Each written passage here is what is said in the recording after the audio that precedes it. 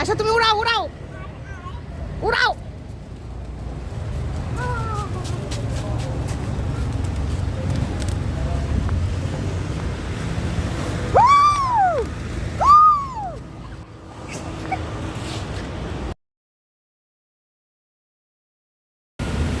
মালদ্বীপের রাস্তাঘাট অত্যন্ত ছিমছাম, এত সুন্দর, এত পরিষ্কার, আর সেই সাথে এখানে ইসলামিক ব্যাংক এবং ইন্স্যুরেন্স, এইটা দেখে উর্মিয়াপার সাথে সাথে হচ্ছে ব্র্যাক মালদ্বীপস খোলার কথা মাথায় চিন্তায় চলে এসেছে।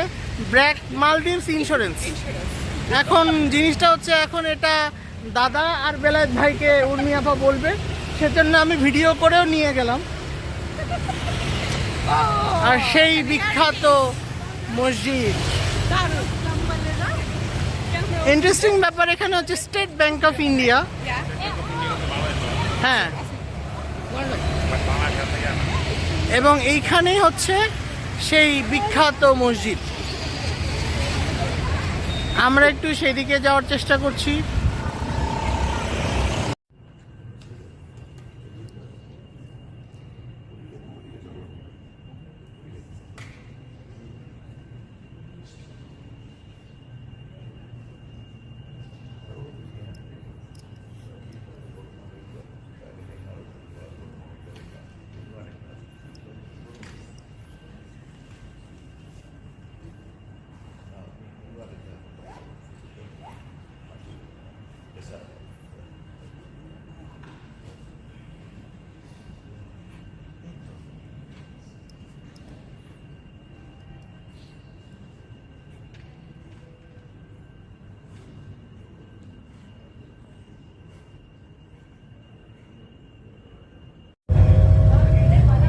বাহিরের তাপমাত্রা 32 ডিগ্রি সেলসিয়াস, কিন্তু ফিলিং লেভেল হচ্ছে 42।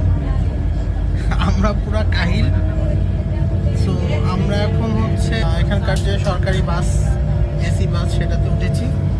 উঠে আমরা এখন হুলহু মালের দিকে রিটার্ন করছি। সো ডাবল ডেকার বাসে উঠতে চেয়েছিলাম, বাট ওটা এখন নেই, ওটা ফেজ 2 পর্যন্ত আছে।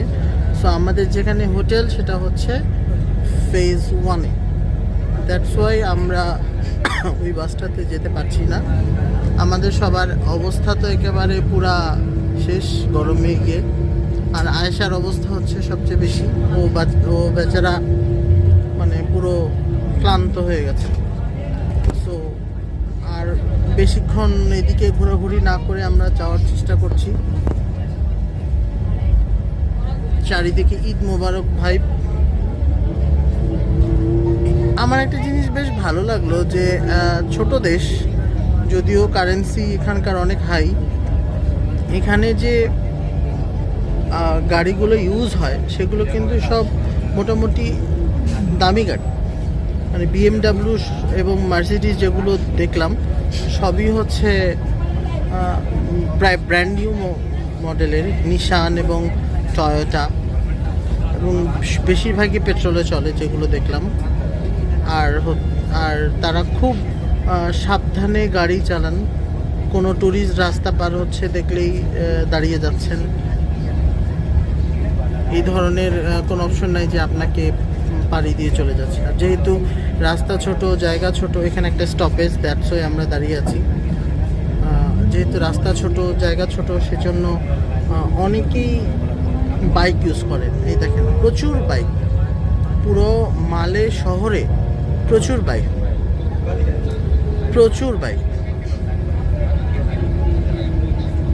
এখানে সমস্যা একটাই, সেটা হচ্ছে সুপেয় পানির বড়ই অভাব। পানিটা ঠিক থাকলে আসলে সবকিছুই হয়তো বা ঠিকঠাক থাকতো। সো আমরা এখন চলেছি। দেখুন গাড়িগুলো পার্কিং করা খুব সুন্দর করে, ট্যাক্সি পার্কিং থেকে শুরু করে সব কিছুই অনেক ভালোভাবে থাকে। দেখুন বাইকগুলো সিরিয়ালে পার্ক করা। একটা ইন্টারেস্টিং জিনিস দেখলাম যে সেটা হচ্ছে আর্টিফিশিয়াল যে বিচ, সেখানে একজন ট্যুরিস্ট বিক্রি করে নেমেছিলেন।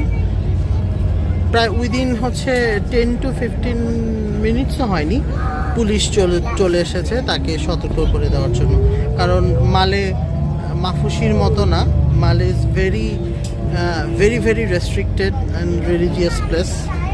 এখানে শরিয়া আইন প্রযোজ্য আছে। এটা একটা পার্ক, মালদ্বীপসের পার্ক।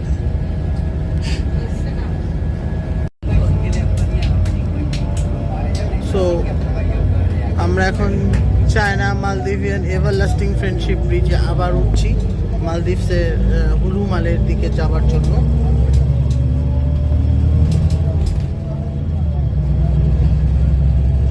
খুবই সুশৃঙ্খল।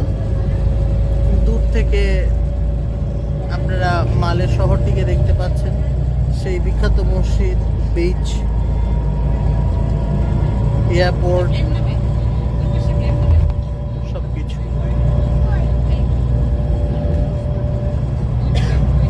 আমার কাছে খুব ভালো লাগলো আসলে শহরটাকে। হয়তোবা ট্যুরিস্ট দেখে কিছুদিন থাকার পর হয়তোবা ভালো লাগবে না, ভালো লাগতেও পারে, জানি না।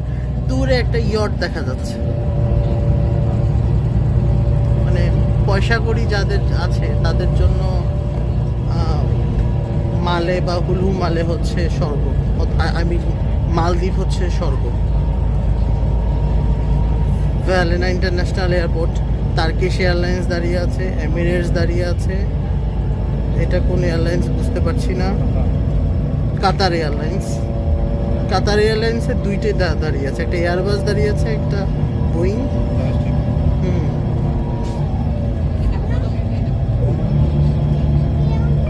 সো চারিদিকে ঈদ ঈদ ভাইব।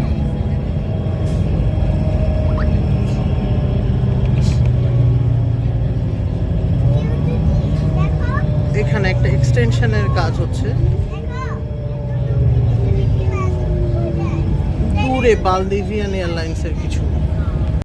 ফেজ 2 এত সুন্দর গোছানো একটা জায়গা কেমন করে হতে পারে আমার না মাথায় আসছে না।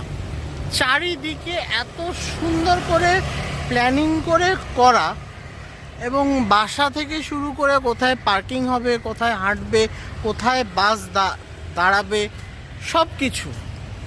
দেখুন এখানে গাড়িগুলো কি সুন্দর করে পার্কিং করা আছে, যেন একটা আরেকটার সাথে মানে বাংলাদেশের মতো খোঁচাখুচি ধাক্কাধাক্কি এ সকল না করে। আর এখানকার বেশিরভাগ গাড়ির মডেলই দেখুন হচ্ছে প্রায় এরকম।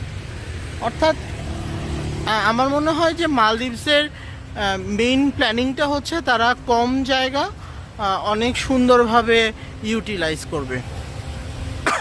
সো মাগু শব্দের অর্থটা আসলে কি আমি বুঝতে পারছি না। এখানে সবখানেই মাগু লেখা। আমরা যে রোডে আছি সেটার নাম হচ্ছে কানি মাগু।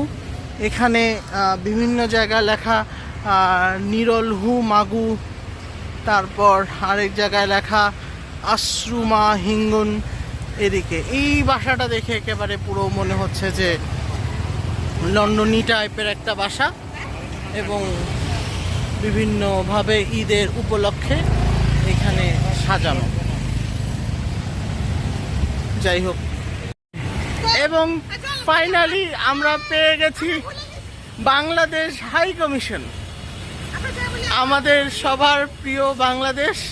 সেই বাংলাদেশের হাই কমিশন, যেখানে বাংলাদেশের পতাকা উঠছে, এবং সম্ভবত এটা মহামান্য রাষ্ট্রদূতের মাননীয় হাই কমিশনারের গাড়ি, এবং বাংলাদেশ হাই কমিশন।